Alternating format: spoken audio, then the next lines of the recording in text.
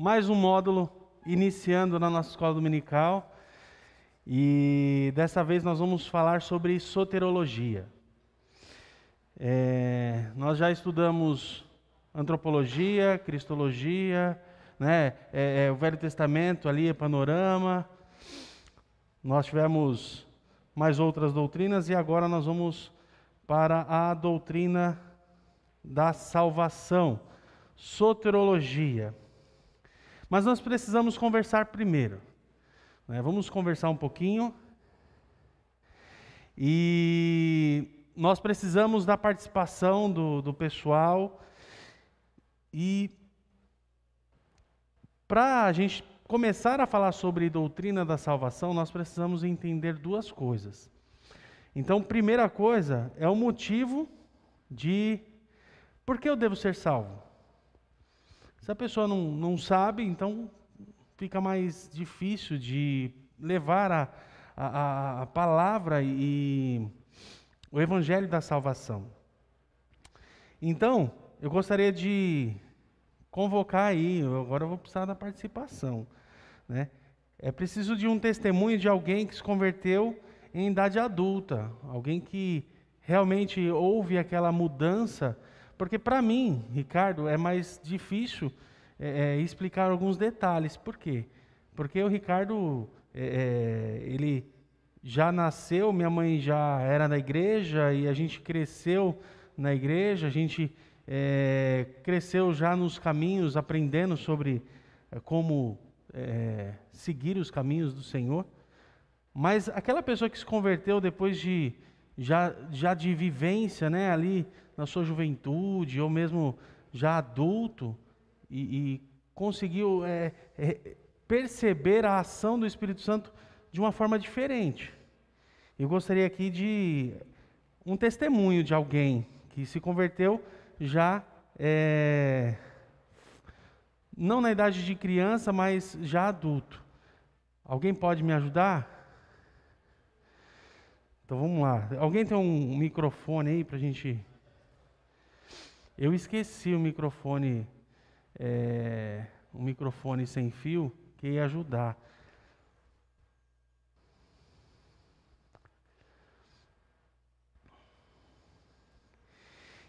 Então vamos para o testemunho, então, de alguém que se converteu na idade adulta. Bom dia, igreja. Eu fui uma que me convertia depois de velho, na idade adulta, não depois de velho. Me converti já com 60 anos, 61 anos. E apesar de eu ter vivido a vida inteira na igreja católica, eu não tinha a noção do que era ser cristão, o que é a salvação. Então eu quero aprender, que eu não sei responder ainda essa pergunta que ele acabou de fazer, tá? Então ainda estou aprendendo, ainda estou querendo mais, estou querendo conhecer mais o que é ser cristão e o que é por que ser salvo, o que é a salvação, por que de me salvar. Amém. Não, é só para compartilhar mesmo. Para a gente... Obrigado, irmã. Deus abençoe. Compartilhar essa mudança, né? O que era antes e o que aconteceu depois e por que teve essa necessidade, né? Por que se converteu, a gente costuma dizer, né? A gente que vem já do Evangelho, já desde cedo, já é algo que é um pouco diferente. Se a gente for parar para pensar, é diferente. Essa experiência, né? Essa experiência. E como que a gente consegue mostrar para uma pessoa que não sabe nada sobre salvação, como a gente consegue mostrar para a pessoa e falar, olha, você precisa se converter, você precisa aceitar Jesus como Salvador, você precisa de um Salvador. Então, primeira coisa, para a gente explicar, a gente tem que explicar o que é pecado. A gente tem que explicar o porquê que a pessoa está errada. O que afasta ela de Deus. E tem que explicar também que existe um castigo por esta vida, vamos dizer assim, torta. a gente pode dizer. Mas somente entendendo isso, que a pessoa vai ter a consciência. Lógico, a ação do Espírito Santo é fundamental, é primordial. É o Espírito Santo que convence do juízo, do pecado e da justiça. Mas o Espírito Santo nos usa também para esclarecer a mente da pessoa a respeito disso. Então, você imagina, como eu posso explicar? Eu estava até comentando, a gente estava falando aqui e veio o assunto, uma pessoa que fez muita parte da minha vida, que é o finado pastor Pedro. O pastor Pedro, ele pregava e ele sempre falava do inferno, ele falava do destino da alma que não tem Jesus Cristo. Então isso conscientizava as pessoas de que se ela não tiver com Cristo, não for salva em Cristo Jesus, ela vai para o inferno. Ele era simples assim. Então, aquilo, quando eu era criança, aquilo me trazia muito temor e tremor. Então, era a mensagem, ele estava lá fazendo o apelo, estava lá o Ricardo, pequenininho, indo lá na frente, levantando a mão sempre, porque era aquilo, eu cresci aprendendo sobre isso. Essa é uma realidade? Sim, é uma realidade. Mas os tempos vão mudando, as pessoas vão ficando cada vez mais insensíveis, e muitas vezes a pessoa não quer saber para onde vai a alma, o que vai ser depois que ela morrer. Então está cada vez mais difícil você levar o Evangelho às pessoas. Mas o Espírito Santo é o mesmo. Então nós temos essa dificuldade, as pessoas estão tendo dificuldade em assimilar a necessidade de salvação, né? A necessidade de ter um Salvador. Pessoal, o material, ele está em desenvolvimento, então depois, quando terminar as aulas, a gente vai disponibilizar ele inteiro. O meu ele está todo rabiscado, mas foi eu que desenvolvi aqui, tá? O de vocês não vai ter esses rabiscos aqui não. O termo salvação, o que é salvação? O que é salvação? Vamos lá, Sara, o que é salvação? Salvação. Então, a salvação é algo que é necessário para ser salvo. O termo salvação é salvar de alguma coisa. Então, salvação é um termo bem inclusivo. Bem inclusivo. Por exemplo, a salvação no passado, no presente e para o futuro. Então, a salvação do Espírito na regeneração, da alma, na santificação e do corpo na glorificação. Então, os termos passado, presente e futuro. Em conjunto, consiste no que na teologia chamamos de soteriologia, ou seja, a doutrina da salvação. Agora eu quero falar aqui sobre alguns textos bíblicos. Você pode pegar a sua Bíblia e abrir aí, porque existem textos bíblicos sobre salvação da alma ou salvação física. Atos 16:31. Atos 16:31. Quem puder abrir aí e ler para a gente. Atos 16:31. Ali a gente está falando do carcereiro, né? Bem conhecido essa passagem.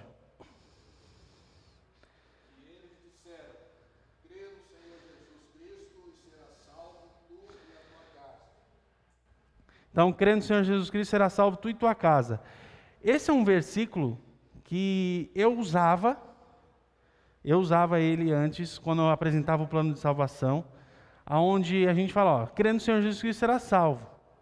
Só que, está errado? Não, se crê, será salvo. Mas se você olhar o contexto e olhar o pacote como um todo, eu costumei a colocar um nome nesse versículo aí do bondinho da salvação. Porque você será salvo e toda a sua casa. Aí, poxa vida, um versículo isolado fica meio complicado de você tirar uma doutrina de salvação. Tem outros textos que mostram que a salvação vem pelo ouvir, de crer, né? Pela graça sois salvos, por meio da fé. Então, tem outros versículos, e esse versículo em especial de Atos, está falando quando o Paulo e Silas, eles tinha acontecido toda aquela coisa de abrir as cadeias, as portas, e o carcereiro ficou desesperado. A pena para o carcereiro, se fugisse algum prisioneiro, a pena era a pena de morte, para ele e sua família. Então, para a gente entender esse contexto, a gente precisa saber da penalidade e por que foi escrito isso. Por que foi dito isso? Seja salvo tu e tua casa. Por quê? Porque os homens estavam ali, lembra? Não, nós estamos aqui. E o que eu faço para ser salvo? Ou seja, para eu não morrer, a minha família não morrer. Crendo no Senhor Jesus Cristo. Eles usaram aquela situação para mostrar a verdadeira salvação. Tá? Lógico, depois a gente vê que o carcereiro, ele aceitou Jesus Cristo, ele foi salvo. A salvação chegou na casa do carcereiro por conta de crer, do testemunho. Tá bom? Então, esse versículo em especial é uma salvação física. E aí nós encontramos a espiritual. Quem crê? Romanos 10, 9 e 10.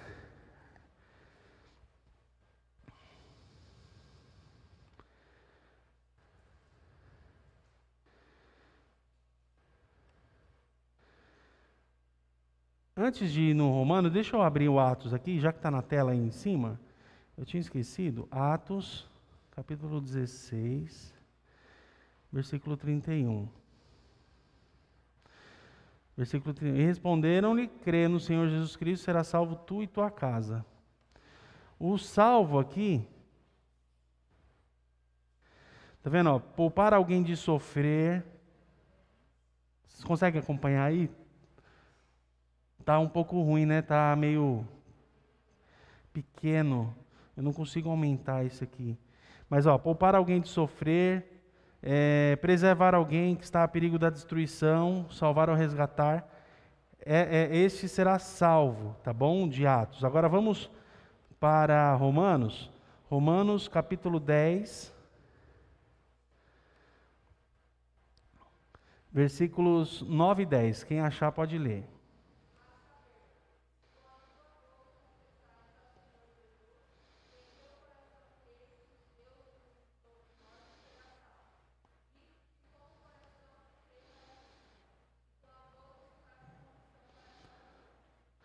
Aqui, o salvo é o mesmo salvo de Atos. Poupar alguém de sofrer. Mas aí a gente vê o complemento do versículo 10. Porque com o coração se crê para a justiça e com a boca se conversa para respeito da salvação. E aí aqui está falando da salvação, do livramento do tormento eterno. Então, existe esse complemento, aonde mostra que a salvação é através da crença no Senhor Jesus Cristo. E crer no Senhor Jesus Cristo não é somente acreditar, é viver para Ele. Existe um contexto todo geral, onde mostra que nós precisamos viver para Cristo. Viver para Cristo. Então, e o termo soteriologia? Então a gente viu o termo salvação, tá? Salvação, ela pode existir nessas duas áreas na Bíblia, e são 3 tempos, no presente, passado e futuro. E o termo soteriologia é o termo derivado de 2 palavras gregas, sotéria e logos. Soteriologia, ou seja, a primeira significa salvação e a segunda palavra significa doutrina. Quem é que é soteropolitano? Deixa eu ver se tem algum soteropolitano aqui. Ninguém. Mas eu tenho uma soteropolitana em casa. O que é soteropolitano? É aquele que nasceu em Salvador. Quem nasceu em Salvador é soteropolitano. Tá? Por quê? Por causa da questão da salvação. Salvador, a palavra sotero, que é salvação, e logia, que é estudo. Por isso que é a doutrina da salvação. Em antropologia, nós vimos que cada homem é por natureza totalmente depravado, é pecador por sua natureza, culpado diante de Deus, e sobre a pena de morte. E a soteriologia trata da provisão de salvação através de Jesus Cristo e a sua aplicação através do Espírito Santo. Então, esse é um dos motivos do pastor Marcelo escolher a sequência das doutrinas. Então, a primeira doutrina que nós estudamos foi antropologia, onde a gente aprendeu o que é o ser humano. E a coisa vai evoluindo, e hoje nós estamos falando sobre doutrina da salvação, tá bom? Então, qual é o autor da salvação? Quem dá mais? Cristo é o autor da salvação, amém? Jesus Cristo é o autor da salvação. Sem Ele não existe salvação. Sem Cristo não há salvação. Todos os outros Messias, vamos dizer assim, que na história foi considerado e ainda existe hoje, aquelas pessoas que acreditam nesses outros Messias, nenhum deles morreu, venceu a morte e ressuscitou para nos dar a vida eterna nele. Então, Jesus Cristo é o autor da salvação. É importante falar mais um pouco sobre Jesus. Nós estudamos também a doutrina sobre Jesus, a cristologia, mas eu gostaria de trazer um pouquinho mais sobre a salvação, porque sem Ele não há salvação. Então nós precisamos falar de Jesus novamente. Já estudamos então sobre a pessoa e a obra de Jesus, o autor da salvação, na matéria cristologia. Porém, quero trazer um ponto importante sobre a obra concernente ao plano de Deus para a salvação do ser humano. Então, primeira coisa, exaltação de Jesus Cristo. Exaltação de Jesus Cristo. Deixa eu voltar aqui. No escopo da nossa matéria, não sei se está pequeno, né? Eu vou melhorar isso semana que vem, tá, gente? Está um pouco pequeno para vocês aí. Mas no escopo da nossa matéria, nós vamos estudar sobre a salvação, que é hoje, a provisão da salvação, a aplicação da salvação, e vamos ter um bônus. Esse bônus aí é surpresa. Então nós vamos ter um bônus na última. Então nós esperamos fazer essas 4 aulas para as próximas semanas, tá bom? Então o que é salvação? A gente aqui já respondeu. Por que ser salvo? Por que eu devo ser salvo? Um de cada vez. Por que eu devo ser salvo, gente? Isso, Sara. Por causa disso que você está pensando. Tá bom? Nós precisamos ser salvos porque senão nós vamos para o inferno. Nós somos pecadores, gente. Nós precisamos ser salvos. Tá bom? E nós precisamos explicar para o ímpio essas coisas. O que é salvação? Por que eu devo ser salvo? E como ser salvo? A gente viu aqui, como ser salvo? Isso, pastor Alexandre. Aceitando Jesus Cristo como Salvador. Né? Então, Jesus Cristo é o meio de salvação. Como ser salvo? Crendo. Né? Eu não preciso pagar para ser salvo. E qual o versículo-chave de salvação para você? Qual o versículo-chave de salvação para você?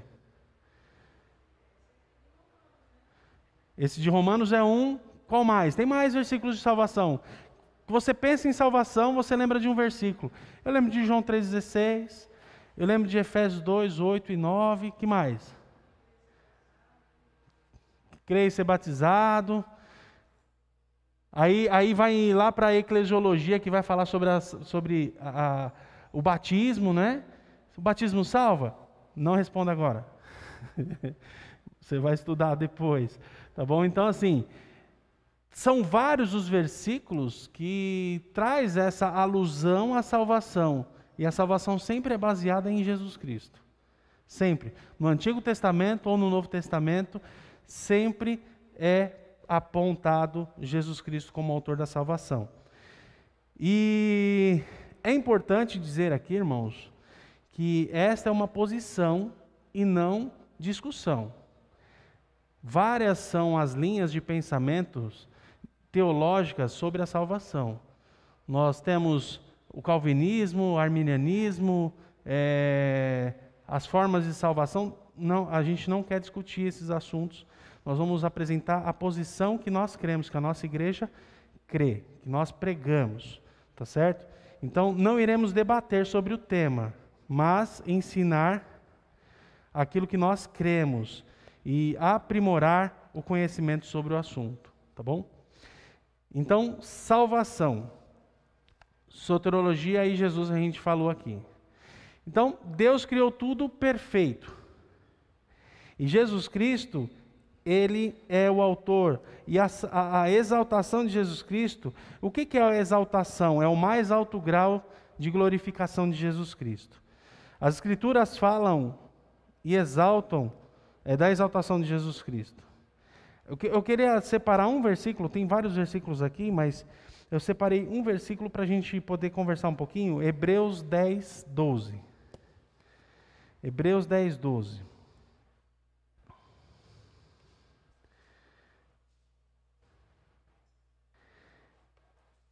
Hebreus 10, 12. Jesus, porém, tendo oferecido para sempre um único sacrifício pelos pecados, assentou-se à destra ou à direita de Deus. O que é esse assentar à direita de Deus? À destra de Deus. A direita, a mão direita, ou seja, um lugar de honra ou autoridade. Representa lugar de honra ou autoridade. Então Jesus Cristo, Ele tem autoridade e Ele está numa posição de honra, que Ele deve sempre estar em nossas vidas. Tá? Então, essa é a exaltação. E existe algumas uns resultados, ou seja, existem coisas que estão contidas na exaltação de Jesus Cristo. Muitas são as características sobre a glorificação de Jesus Cristo. Como a gente sabe sobre a exaltação de Jesus Cristo? Diversas coisas são contidas, então, na exaltação. Primeira coisa aqui que eu quis separar aqui, coroado de glória e de honra. Hebreus 12, 9. Coroado de glória e honra. Por que nós louvamos e glorificamos a Jesus Cristo? Que é uma das coisas contidas na exaltação. Se Ele não tivesse morrido e ressuscitado, seria em vão a nossa honra e glória a Ele. Glória a Jesus é porque Ele venceu a morte e Ele é o autor da nossa salvação. Entende? São coisas que às vezes passa desapercebido e que é importante a gente saber. É importante a gente sempre relembrar por quê. Por que você louva ao Senhor? Porque você gosta de cantar? Eu acho que essa não deve ser a motivação. Você deve louvar ao Senhor porque você quer glorificar, você quer honrar a Ele. Simples assim. Então, principalmente a parte do louvor é muito importante. O louvor é muito importante na casa do Senhor, porque levam as pessoas a glorificar ao Senhor.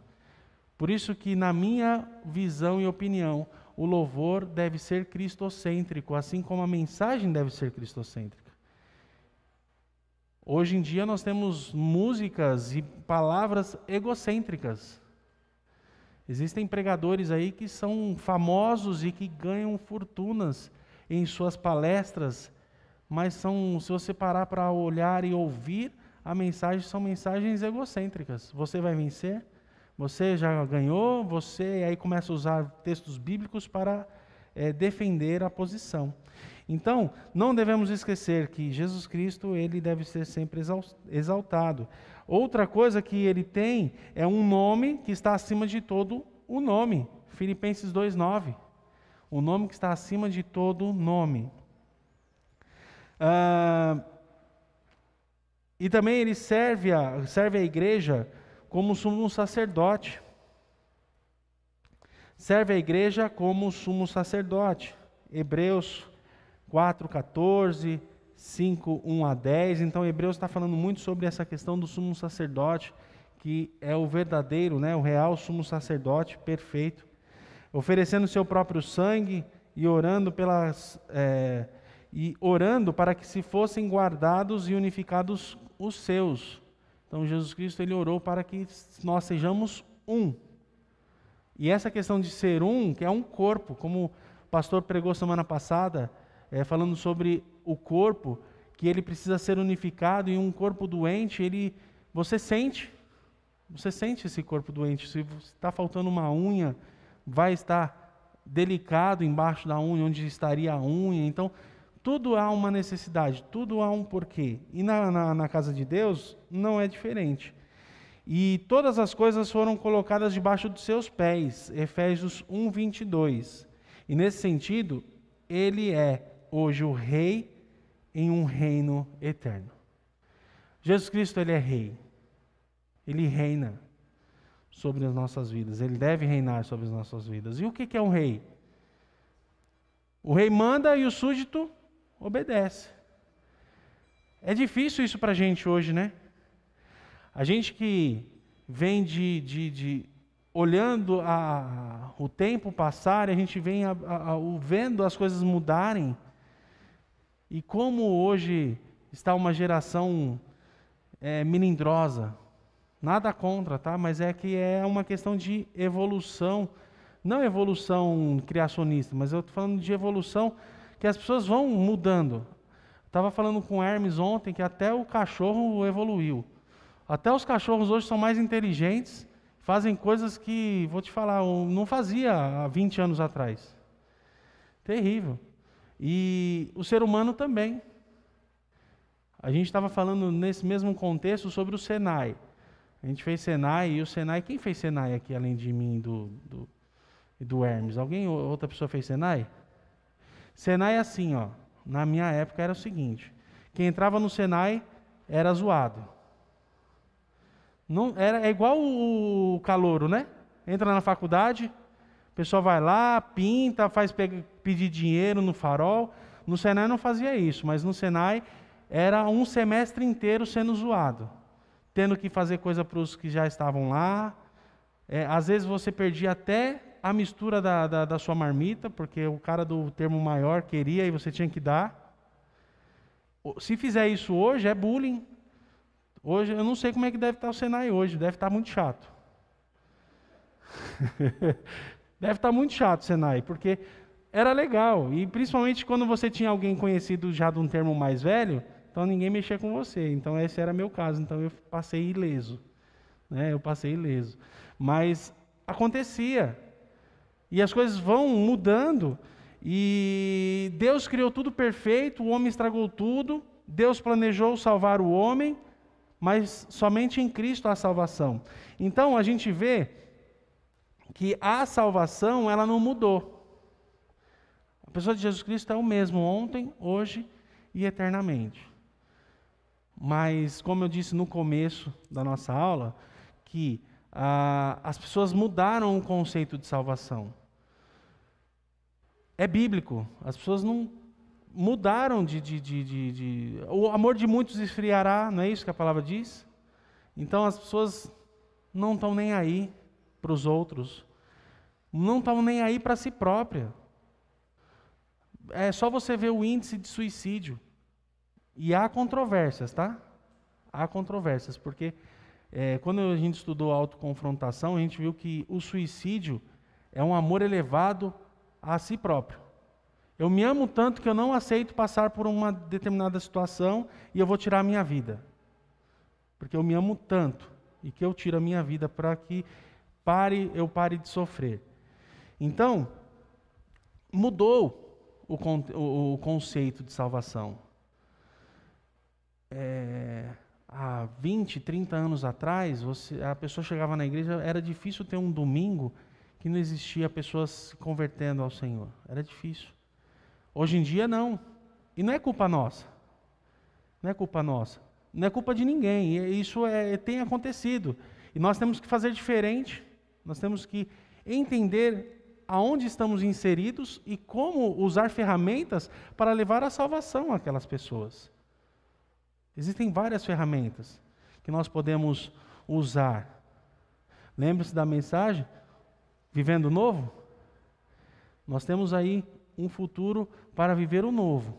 E uma das coisas novas é entender as novas ferramentas de evangelização. Nós não podemos ficar calados e vendo a coisa acontecer e esperando Jesus Cristo levar a sua igreja. E as pessoas estão em casa, as pessoas estão frias, não estão nem aí. Se você não está nem aí com você, ok. Mas não esteja nem aí para os outros que estão perdidos, porque a ordem de Jesus Cristo é que nós anunciemos a salvação.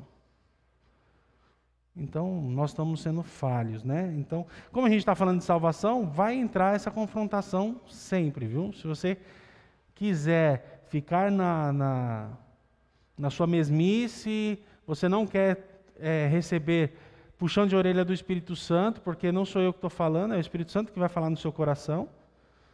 Você vai levar para si, se for o Espírito Santo. Eu não conheço a vida de todo mundo aqui. Na verdade, eu não conheço a vida de ninguém.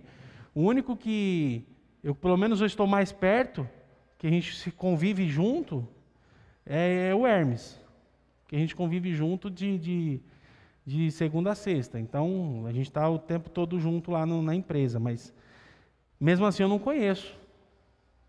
As atitudes, o pensamento do Hermes, eu não conheço. Então, o Espírito Santo conhece cada um de nós. Então, se você for chamado a atenção por Deus no seu coração, é Deus, tá? Não sou eu. Então, nós precisamos sair da apatia. Sair da apatia. Jesus Cristo, Ele é o maior de todos, pois Ele é o próprio Deus manifestado ou manifesto à humanidade. Então, existem resultados da exaltação de Jesus Cristo. Então, primeiro, Ele está agora não apenas no céu, mas está espiritualmente presente em toda parte. Ele enche todas as coisas, Efésios 4:10. Pode ler quem achar, Efésios 4:10. Ele enche todas as coisas. Efésios 4:10.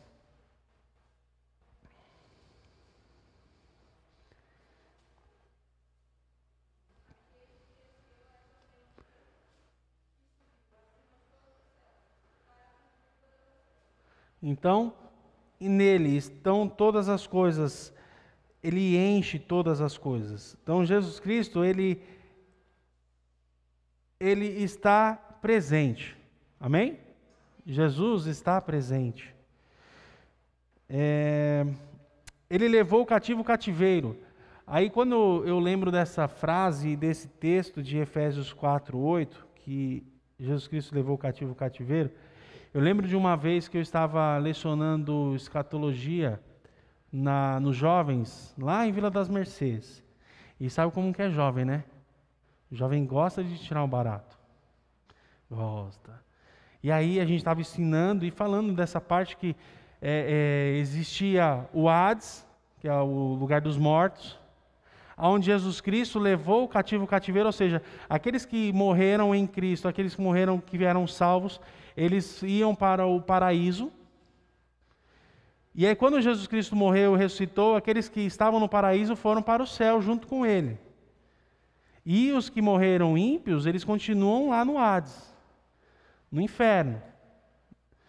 E aí um dos jovens falaram, olha, ô Ricardo, você está criando um purgatóriozinho aí, hein?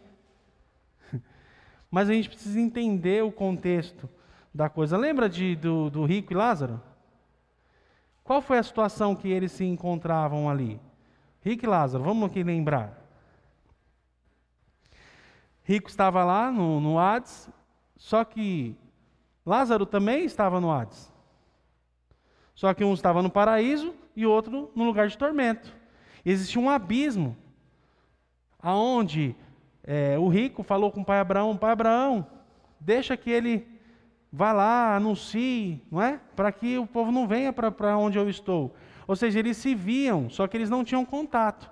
E esse é o Hades, lugar dos mortos, que no Antigo Testamento, antes de Jesus Cristo ressuscitar, estavam todos ali, mas existia um abismo. Agora, Jesus Cristo levou o cativo ao cativeiro, ou seja, ele tirou aquelas pessoas que estavam no paraíso e levou para o céu. Tá? Então, é algo que em escatologia você vai estudar mais profundo, mas eu estou dando aqui só um contexto. Então, esse lugar dos mortos, para onde todos iam, tá? O Hades, que a gente encontra na Bíblia. E o crente no Novo Testamento certamente vai imediatamente para a presença de Cristo quando dorme, ou seja, quando morre.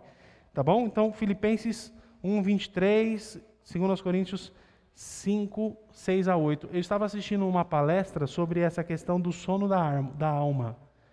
Sono da alma. Existe uma denominação que acredita que a pessoa morre e dorme. Não existe inferno, não existe céu, a pessoa morre e dorme. Você deve saber qual que é. E eu estava assistindo um debate, o pastor Paulo Sérgio estava lá nesse debate falando sobre essa questão de dormir. E que dormir aqui está falando de morte, tá bom? De morte. A pessoa dormiu e quando nós dormimos, nós vamos para o céu, aquele que é crente em Cristo Jesus, tá bom? Cemitério, o que é cemitério? Cemitério é o lugar das pessoas que dormem. Sabia na sua tradução? Interessante, onde estão os mortos? A palavra cemitério no original lá é o lugar onde se dorme, é um dormitório. Mas vale a pena aí você estudar um pouquinho mais sobre o assunto. Ele entrou, Jesus Cristo entrou para o seu ministério sacerdotal no céu. Hebreus 4, 14 e outros versículos de Hebreus também aí, que você vai ter no seu material quando você pegar para você estudar mais um pouquinho. Então, ele entrou no seu ministério sacerdotal no céu. Ele concedeu dons espirituais aos seus. Então, Jesus Cristo, ele concedeu dons. Efésios 4, 8 a 13. Quem pode ler para a gente? Efésios 4, 8 a 13.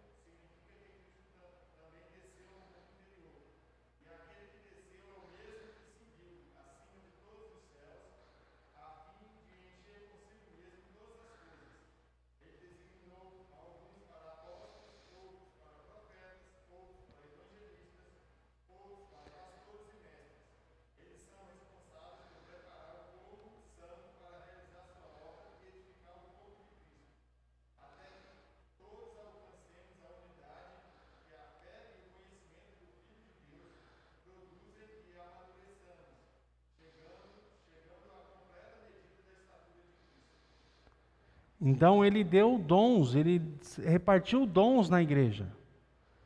Então nós temos vários dons, talentos que devem ser aprimorados, que nós devemos sempre usar para quê? Para a honra e glória do Senhor. Por isso que ele deu dom.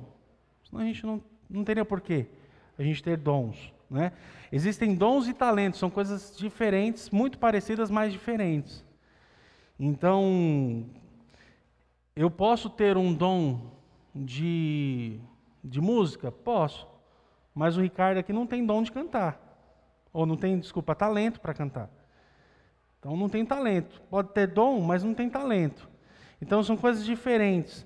E Jesus Cristo fez isso para que a igreja possa crescer. Pastores, diáconos, bispos, né? Então são todas as funções e dons que Deus repartiu. Ele derramou o seu Espírito sobre o seu povo. Quando ele derramou esse Espírito sobre o seu povo, ele está dando arrependimento e fé aos homens. E está batizando crentes para pertencerem ao corpo, à igreja, que é o batismo com o Espírito Santo, onde nós recebemos o Espírito Santo e nós nos tornamos uma unidade. E quando a gente fala sobre o batismo, aí a gente fala, são só... Vamos colocar aqui, que na teoria,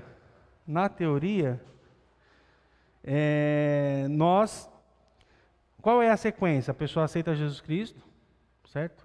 Aí é discipulada, aí tem o estudo, aí batiza, aí se torna membro da igreja. Não é assim?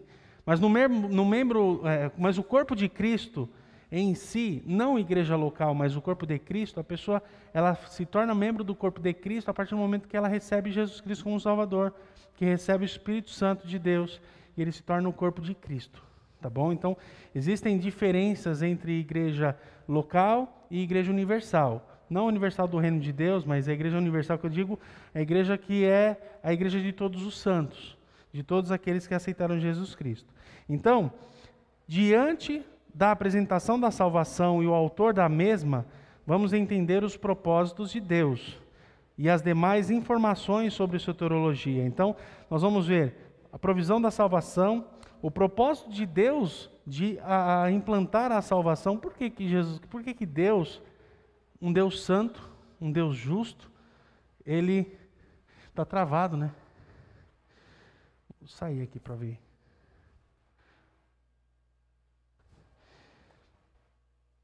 Então, um Deus que ele é justo, ele não precisa de ninguém, ele é todo poderoso, ele é onipotente, onipresente, onisciente, ele sabe tudo, ele está em todo lugar. Por que esse Deus se preocupa com nós? Por que ele preparou a salvação para a humanidade? Então, nas próximas aulas a gente vai estudar sobre esse assunto, sobre esse tema, onde a gente vai devagarzinho entendendo sobre a salvação, tá bom?